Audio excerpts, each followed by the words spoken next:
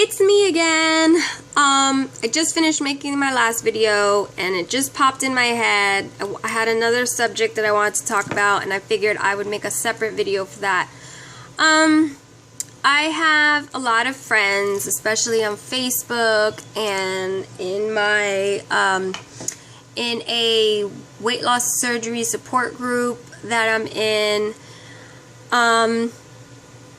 And I also have a couple of friends, including my brother, who's actually getting ready to have surgery in the next month, 1 to 2 months. So I don't even know where to start. There's just a couple of things that I want to talk about. One, I know a lot of you are going back and forth, just like I did, about which surgery to get, which surgery is right for you. You have the lap band, you have the gastric sleeve, and you have the gastric bypass. Those are the three main surgeries. I went back and forth. One, I knew lap band was not for me. It was completely out of the picture. I didn't want it. I didn't even think twice about it. I have my reasons for not how do you say, I don't want to say promoting the lap band, but I just have my reasons for not liking the lap band. Everybody's different. I just have my reasons. I met way too many people that had the lap band and did not like it, or did not get the success that they were hoping for, or people that had a lot of complications with the lap band, had to have it removed, or had to have revisions done. I know several people who had the lap band removed and ended up getting the sleeve or the gastric bypass instead, and I really didn't want to go through a double surgery if I didn't have to. So my thing was, if I'm gonna get this done, I'm going all in. Like, just get it over with, do everything. I'm going all in, and that was my look. That was my feelings on it when I was picking which one I wanted to get done. So anyway, it's completely up to you. All I can tell you is do your research. And I don't mean go to one website and look at a couple of comments. No, I mean do your research. I did over maybe 2+ years of research on it, and then I did one really intense year when I was trying to get approved for surgery. I joined several weight loss surgery communities. I talked to several hundred people who had the surgeries done. I wanted to see their journeys for each surgery. I watched people's YouTube videos from beginning to end of their surgeries, their journeys. I spent hours and hours on the computer. I started going to support group meetings even though I didn't have the surgery yet, because I wanted to see people in person who actually had the surgeries and talk to them. I asked my doctors, I asked the nurses, I asked the nutritionist. Now, of course, no doctor can really tell you, get this surgery. They can't say, you know, Diana, get the lap band, or Diana, get the gastric bypass. They can't really tell you that, because then if you don't like it, you know, they don't want to be responsible for you saying, well, you told me that was the one I had to have. So they usually like to let the patient decide what is best for them. They can guide you. My surgeon did guide me. I explained to him what my eating habits were. I loved sugar. I always had the munchies. I liked to snack a lot. Chips, cookies, cake, donuts. I love to eat out. I love to eat out. Almost every, like if I could go to eat out every day, I would. But I was addicted to food. I had a I want to say a love-hate relationship with food. Going out to a restaurant for me was like heaven. Like, that was just my enjoyment. Some people get enjoyment from other things like cigarettes or drinking, and my main enjoyment was eating, was food, was It was like my friend. So I had to look at what my personal relationship with food was and then decide which surgery was best for me. I ended up I went back and forth literally until 4 weeks before surgery of which surgery I was going to have. Originally, my mind was made up that I was going to get the sleeve because it was less, they say, you know, it's less invasive and this and this and that. But after thinking about it, I said, you know what, they're all surgeries. I'm getting cut either way. With the sleeve, you actually get a larger cut with much more staple, with a longer staple line, because your stomach is going to be now the shape of a banana. So obviously you have a bigger staple line, which means there's a slight greater chance of more, you know, leakage or something like that. Whereas the gastric bypass, yes, you are bypassing some of the intestine, but your pouch is literally the size of an egg, like this maybe. At the very last minute, I changed my mind and I decided I'm gonna go all in and I'm gonna get the gastric bypass. Reason I chose the gastric bypass for me, I keep saying for me, I'm not saying that you should get it, for me was because I knew my habits. I knew from talking to people and talking to doctors, I knew that the gastric sleeve,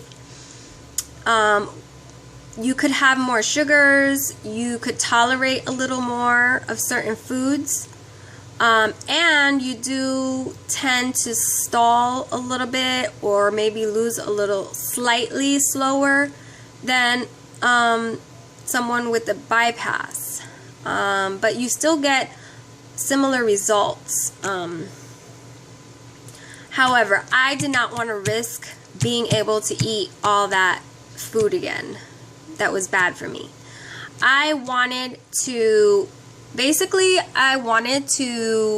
my body to react. So if I did try to eat something I wasn't supposed to, I wanted to dump. I wanted to get sick. Dumping, for those of you who don't know, basically is when your body kind of freaks out when you eat something you're not supposed to. Like if you eat too much sugar, or you overeat, or you eat just something that doesn't agree with you, with your pouch, you'll start to sweat. You'll get sometimes dizzy. My heart will start racing. You'll get like heart palpitations, like your heart will speed up. You might get really nauseous. You might throw up. You might get diarrhea. Some people get all of them. Some people get some of it. I personally have not gotten all those symptoms. I usually get just really nauseous. I get dizzy, hot, and my heart races right away. If I eat too much sugar, right away, my heart, I feel like I'm gonna have a heart attack, and I have to like sit down or lay down until the food digests. So anyway, basically, that's why I chose the gastric bypass. I am 199, I should say 200% happy with my decision. I don't regret it at all, the least bit. I haven't really had any type of major complications whatsoever. My surgery was wonderful. My scars are beautiful. I have tiny little scars, maybe an inch or two long. You get, when you have laparoscopic, you get 5 tiny incisions. 3 of them are completely gone. You can't even see them. I have 2 that you can still see, but it's not a big deal. I don't regret it at all. I would do it again 100 times over. I do have a couple of friends who are planning on getting the sleeve, and I have a couple who did get the sleeve. Some of them are, I feel that they're doing pretty good, but I did explain to them, you do know that you might stall more. You can't, one thing I'm going to tell you, if you do get it done, or if you just had it surgery, number 1 rule is Never, ever, ever compare yourself with anybody else. Do not compare your weight loss journey or your body to anyone else. I don't care if you had the same exact surgery with the same exact doctor on the same exact day, you weigh the same, you're the same height. I don't care. Don't ever, ever, please don't ever compare yourself. That is the worst thing you can do during this journey. It will mess up your head so bad. It will make you depressed. You'll be like, how come she lost 50 pounds and I only lost 20? And you know, I'm failing. And people start thinking, maybe I made the wrong decision. You know, they start freaking out. This journey is emotional. It is a head game. It's all in here. It's all in your mind. Okay, people? You got this. You can do this. Don't let anybody discourage you. Do not compare yourself with other people. Our bodies are different. Our chemistry is different. Okay, our metabolism is different. You don't know what that person is doing in a 24-hour period. You don't know how active they are. You don't know what they're eating, how much they're eating, how often they're eating. You don't know any of that. So you cannot compare yourself. I lost about 100 pounds in 10 months. So if you want to average that out, divide it up, it averages out to be about 10 pounds a month. So if you lost 30 pounds in 3 months, that's great. You're doing wonderful. You cannot expect to drop 100 pounds in 3 or 4 months. It's not going to happen. And not only that, it's not healthy. And not only that, if it helps any, I prefer to lose a little bit slower so that my skin, you know, had time to go adjust and things like that. My light went off. But you don't want to drop so fast like that you get sick and it's unhealthy. Just think to yourself, ooh, I gotta hurry up. My battery's dying on my camera.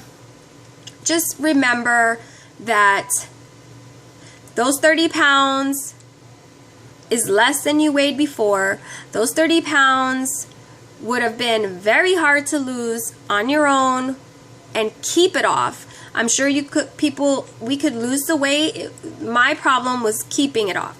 So just be happy. Even if you lose 10 pounds, be happy, please. And remember, this is a mind game. You're going to feel hungry, but trust me, you're not hungry. Your pouch can only hold so much food in it. So your brain is still used to eating the amounts of food that we were eating before. So it's just all a mind game. If you feel hungry, drink some water. Oh, before I end this video or before this dies on me, most important, the doctors will tell you this also, and they will tell you this over and over and over and over until you're sick of hearing it. 1, make sure you are taking your protein. You have to get at least 80 grams of protein in every day. It's extremely important. If you don't do what you're supposed to nutrition-wise, you can stall, you won't lose weight, you can get sick. You don't want to do that. Make sure you're getting in 80 grams of protein. I did it. I had 2 protein shakes a day. If you don't like protein shakes, there's a lot of other foods out there that you can get protein from. Cheese, Greek yogurt has double the protein, so I recommend Greek yogurt, cheese, eggs, chicken, beans. There's a whole list. You could just go online and look up foods with protein, high protein, and it'll tell you. The other important thing is water. Now this I struggle with, so I'm not going to sit here and tell you that I'm perfect, because I'm not. The one thing I did struggle with was my water intake, because I've never been a water person. I usually got in about half of what I'm supposed to every day, so it's been a struggle. I'm still forcing myself. What I've been doing is buying low sugar, like iced tea with low sugar in it, and drinking that. I was able to find a low sugar orange juice. So I drink that in the mornings, or I add some lemon or lime to my water. So basically, guys, that's it. I just wanted to tell you guys that. Just stay positive. If you get down on yourself and you start thinking, what did I do to myself? Why did I get this surgery? Just grab a picture of yourself from before, when you was at your heaviest. Look at it and tell yourself, what made me want to get this surgery to begin with? What started me on this journey? Obviously you were unhappy with something. Your weight, your body, your health, maybe you pre-diabetic or have diabetes. Maybe you just want to be healthy for your family.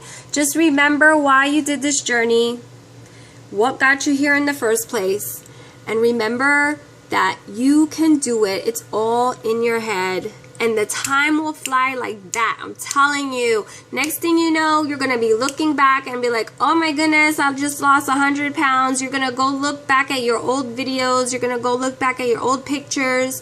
You're going to find your old clothes that used to fit